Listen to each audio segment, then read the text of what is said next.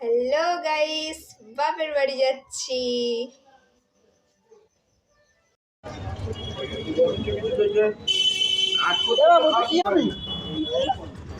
রসগোল্লা নিয়ে নিলাম। তো ফাইনালি গাইস পৌঁছে গেলাম বাপের বাড়ি। Meet my brother and meet my mummy papa. Okay papa, hello guys করে দাও, হাই গাইস করে দাও, হাই করে দাও, বলে দাও। তুমি হাই করো। আমি কি করে এরকম ভাবে হাই করো। হাই মা হাই করো।